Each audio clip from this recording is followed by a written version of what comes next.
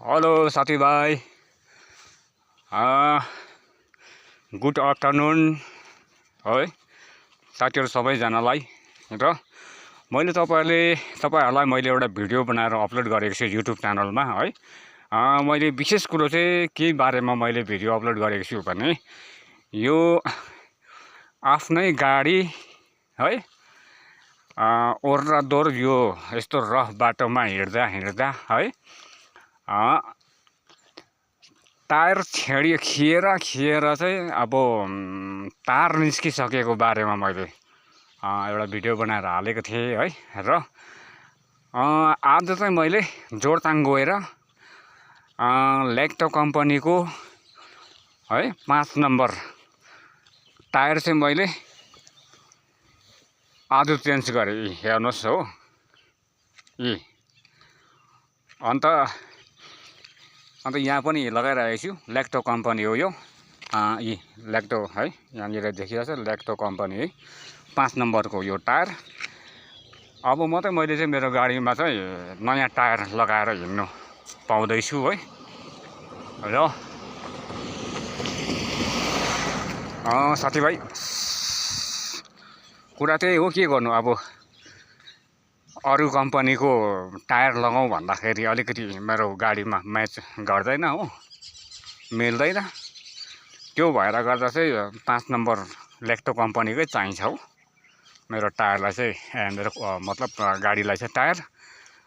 र जुन चाहिँ त्यो खराब भएको टायर चाहिँ मैले ग्यारेजमै छोडिराखिदिएँ हो। अन्त के गर्ने, त्यो तारहरू जम्मै निस्किसकेको थियो।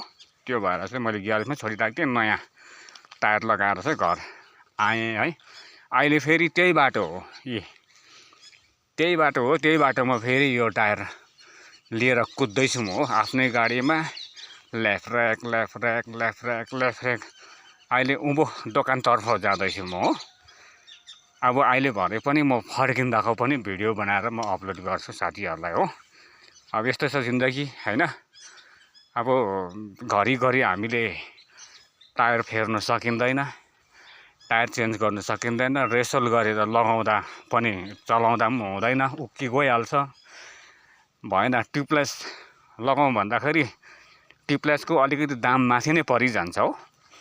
त्यो हुनाले गर्दा चाहिँ अन्त यो के गरे, ट्युबसँगकै नै पो लगाइराखेको छु साथीभाइ। र अब यस्तो रोड छ, अब यस्तो रोडमा ढुङ्गा यतै ढुङ्गा उतै ढुङ्गा रोडाहरू है। यस्तोमा हुनु पनि टायर पनि के खपस् त हो, कुदेको छ हो।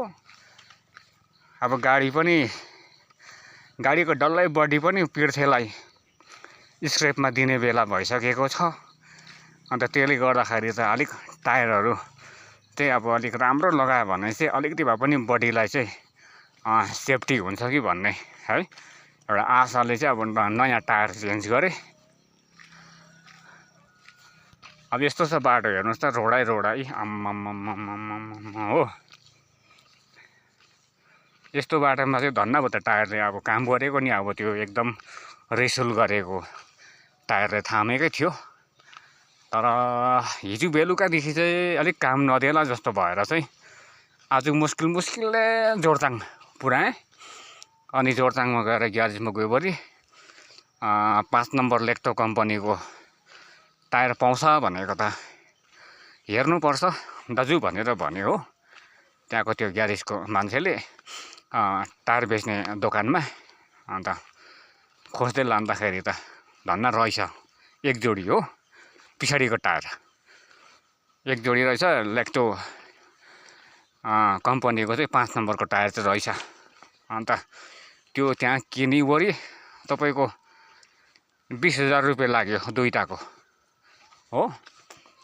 अन्त त्यति दाम तिरेर ग्यारेजमा लगेर गएर मजाले टायर सायर चेन्ज गरेर ओभर हिरो भएर चाहिँ घरतिर म फेरि नयाँ टायर लगाएर दन्केर आएँ हो। खाल्टाङ खुल्टुङ पनि हेराइ भएन पो। अब नयाँ टायर लगाएको हो, एकदम बढी बढाइ भइगयो, गदगद भइगयो। खोल्टा खोल्टी पनि के हेर्थ्यो, दन्केर आउँदा तपाईँको म टक्कै घरमा चाहिँ 2 बजी आइपुगेको थिएँ हो। जोरथाङदेखि चाहिँ म 1:30 मा हिँडेको, आधी घन्टा लाग्यो मलाई घर आइपुग्नु है। उडेकै नयाँ टायर लगाएर उडेकै तलै पेट्रोल सेट्रोल नयाँ बजार गएर पेट्रोल सेट्रोल हालेँ। त्यहाँदेखि त दन्केको चाहिँ 2 बजी चाहिँ घर आइपुगेको थिएँ हो। अहिले चाहिँ म जाँदैछु फेरि दोकानतिर हो। अब के गर्नु, मेरो त अब रेगुलर ड्युटी हो। अब बेलुकी भएपछि दोकान जानै पर्ने हुन्छ। मासु खाने भन्छ, के खाने भन्छ, यस्तो ल्याउनु भन्छ, त्यस्तो ल्याउनु भन्छ हो। अलिअलि के पर्छ के पर्दैन भनेर साँचेको पैसाहरू पनि निकाल्यो गऱ्यो कुद्यो, गाडी स्टार्ट गर्यो कुद्यो हो। अनि त्यस्तो साथीभाइ र जाँदैछु, अब दन्किँदैछु लेफ्ट राइट हो। अनि त्यही हो, अब के गर्नु, जिन्दगी यस्तै छ। जसो तसो जिन्दगी गुजार्नै पर्ने छ होइन। अब दुःख भए पनि सुख भए पनि जे जस्तो भए पनि हामीले जिन्दगी चाहिँ अब गुजार्नै पर्ने छ है। अन्त त्यस्तै छ है साथीभाइ हो।